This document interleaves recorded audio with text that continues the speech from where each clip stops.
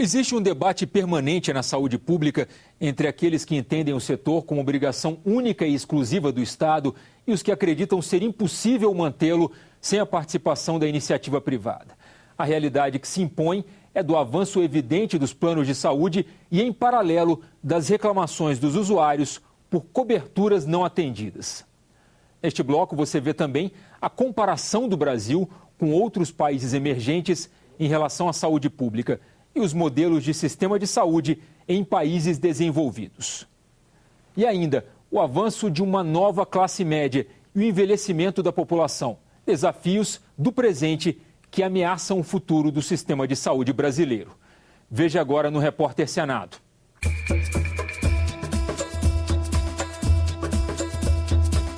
O país mudou profundamente nos últimos 20 anos. A estabilidade econômica, a distribuição de renda e o surgimento de uma nova classe média fomentam um desejo por um produto chamado saúde. Não, saúde não se compra nas prateleiras dos supermercados, mas é um artigo de consumo vendido pelos planos de assistência médica. O processo sanitário brasileiro já vem nessa égide da monetarização da saúde, porque a doença dá lucro. E a saúde não dá lucro. A saúde tem crescido, a saúde suplementar tem crescido ultimamente, mas por conta da melhoria das condições financeiras do país. Uma coisa que tenha crescido também bastante e tem aumentado a demanda do plano de saúde é o crescimento do emprego formal. E a gente tem notado um crescimento muito grande dos planos coletivos empresariais, que são aqueles planos contratados pelo empregador. Essa ascensão é a ascensão baseada meramente na renda, embora a renda seja importante, lhe dá a condição de consumo, mas é um consumo que eu posso dizer sem uma consciência e sem uma base formativa que faça com que esse sujeito seja um cidadão de fato e ele possa reivindicar os seus direitos. Na economia de mercado, quem tem condição de pagar um plano de saúde, paga.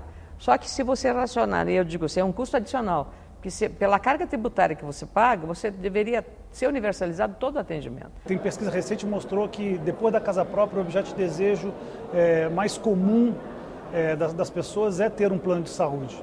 E é natural que quando a pessoa tem acesso a mais renda, ela procure esses planos de saúde. Segundo o artigo 199 de nossa Constituição Federal, a assistência à saúde é livre à iniciativa privada. Vivemos em uma economia de mercado e o Estado não oferece a qualidade de atendimento esperada por grande parte dos brasileiros. Desde falta de atendimento, a falta de medicamento, a falta de médico, a falta de tudo. Assim, a saúde suplementar ocupa cada vez mais espaço e os planos de saúde são alvos de críticas frequentes. As pessoas que têm acesso a um plano de saúde ou que compram um serviço privado, elas podem deduzir do imposto de renda os gastos nessa área. Ou seja, esses setores recebem indiretamente recurso público, recurso que iria virar imposto e que é deduzido das declarações do imposto de renda da pessoa física e da pessoa jurídica. Qual a diferença de um particular e um público? Está quase a mesma coisa.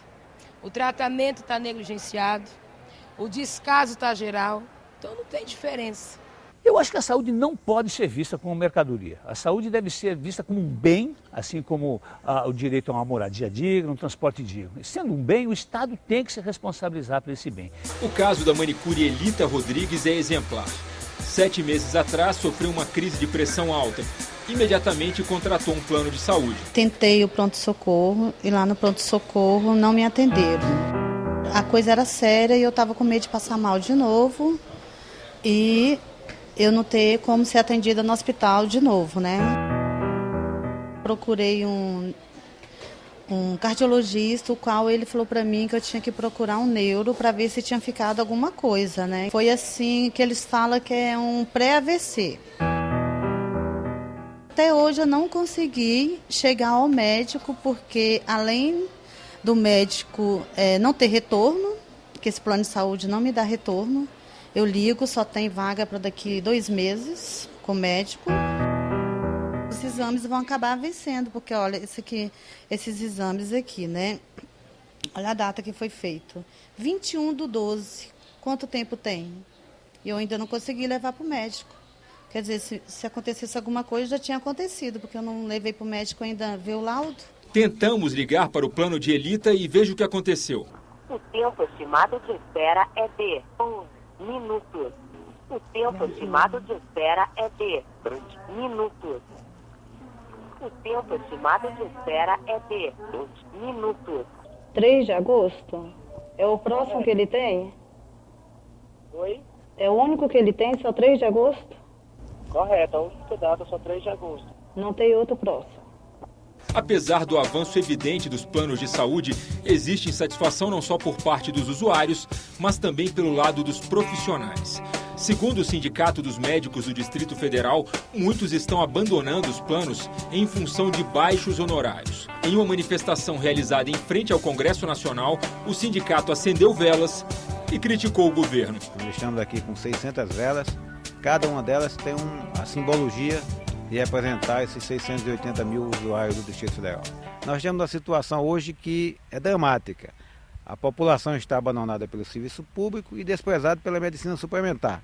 E nisso entra a irresponsabilidade do governo, que num discurso equivocado alega que nós temos de 40 a 50 milhões de brasileiros atendidos pela medicina suplementar. E nesse contexto ele não faz planejamento, não faz dotação orçamentária para atender essa população. As condições de trabalho nos hospitais e os plantões extenuantes também geram críticas. Um piloto de avião não pode trabalhar 24 horas seguidas. Um motorista de um caminhão ou de um ônibus não pode dirigir 24 horas seguidas.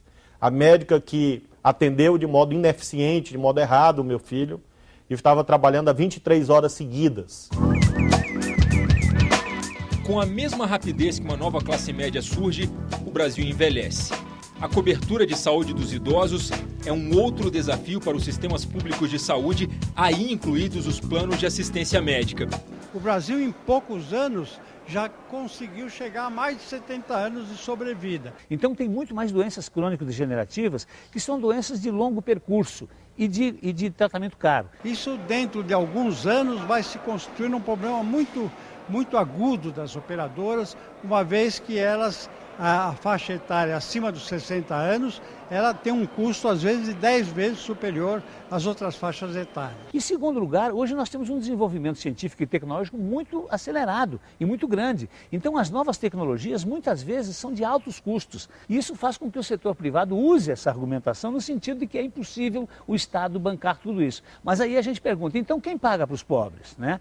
A Organização Pan-Americana de Saúde reconhece o SUS como um sistema de referência internacional entre os países emergentes. Ao mesmo tempo, enfrentamos desafios que deveriam estar no passado: tuberculose, febre amarela, hanseníase e um breve histórico de como surgiram os sistemas de saúde a partir do século XIX. Mundo afora, os sistemas de saúde possuem antecedentes longínquos. O primeiro sistema de seguridade social que se tem notícia no mundo foi fundado pelo chanceler alemão Otto von Bismarck em 1883. Já no século XX, o reconhecimento do direito à saúde para todos leva à criação da Organização Mundial de Saúde em 1948. O gerente de sistemas de saúde da Organização Pan-Americana de Saúde, Félix Rigoli, acredita que o Brasil tomou uma importante decisão política não observada em outras nações emergentes. Se o Brasil não tivesse feito esse salto de se desafiar a fazer um serviço universal, estaria, como está a China, como está a Índia, fazendo serviços muito desiguais. E, como o caso da Índia, por exemplo, tem 300 milhões de pessoas que são exatamente iguais às pessoas dos Estados Unidos e 900 milhões de pessoas que estão iguais que os piores povos das regiões mais desfavorecidas. Vamos pegar o exemplo da Inglaterra. A Inglaterra sempre teve um cuidado muito especial com o sistema de saúde e é um país capitalista. A saúde é vista na Inglaterra, no Canadá, na França, como algo muito importante para o Estado manter. Buscando o exemplo de outras nações, vemos os seguintes tipos de sistema de saúde: aqueles em que a gratuidade é garantida e a oferta de tratamento financiada pelo Estado, casos da Suécia e do Reino Unido. O sistema de seguro-doença, casos de Alemanha, França e Japão, nos quais a oferta pode ser pública ou privada e os custos dos tratamentos são mútuos. E os sistemas majoritariamente privados, cujo exemplo maior são os Estados Unidos. Rigoli alerta para as contradições de um país que olha para o futuro, mas ainda se vê preso em problemas do passado. Tem hoje problemas que temos uma taxa muito alta de hanseníase ou de tuberculose, de febre amarela, de malária, mas temos uma epidemia muito grande de obesidade. Temos um crescente número de diabéticos. Temos problemas dos que ficaram para trás e os problemas que estão começando para frente. Existem no Brasil, segundo números do Ministério da Saúde, 503.410 leitos hospitalares, sendo 354.641 leitos do Sistema Único de Saúde. Em 2010, o valor do orçamento executado foi de 45,7 bilhões e em 2011 de 52,7 bilhões. Estes números não são considerados suficientes. O Brasil ainda não investe o que deveria em saúde pública.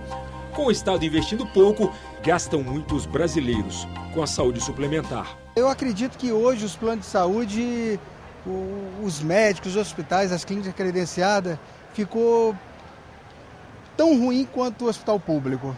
Recentemente está aí em tudo quanto é imprensa, dizendo que eu posso comprar os serviços, eu digo o cidadão brasileiro, pode comprar um serviço, por exemplo, só para consulta médica, pode comprar um serviço só para internação, pode comprar serviço só para aquisição de qualquer tipo de medicamentos ou de equipamentos.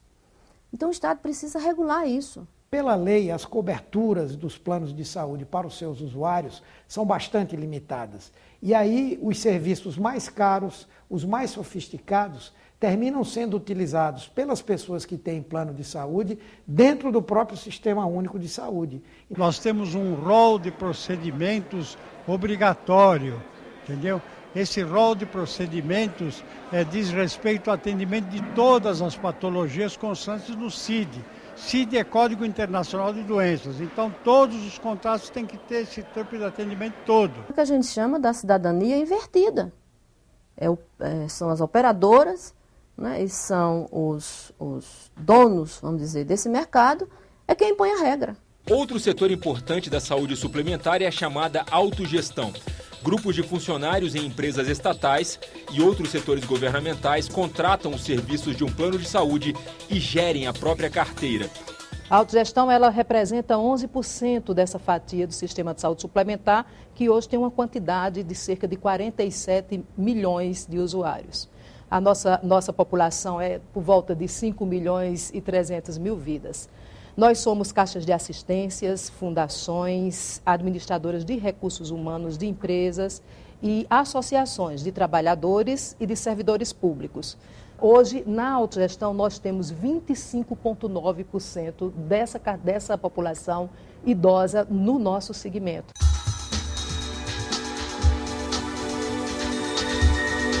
Duas da tarde de uma sexta-feira, no Hospital Universitário de Brasília. Tem início a cirurgia de Dona Juvenília.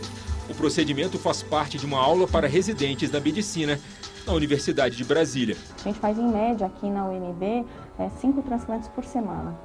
Nos pacientes mais idosos existem outros tipos de doença, algumas distrofias, degenerações da córnea, que ocorrem mais geralmente depois dos 50 anos de idade, onde esse paciente pode precisar de uma nova córnea por perda de uma das camadas, que é a camada mais interna da córnea, que é a camada de células endoteliais, né? Então ele tem uma perda progressiva e acaba necessitando de uma outra córnea. No último bloco do Repórter Senado, tragédias pessoais que refletem as falhas da saúde suplementar. E a questão do financiamento para a saúde pública, um debate sobre a emenda 29.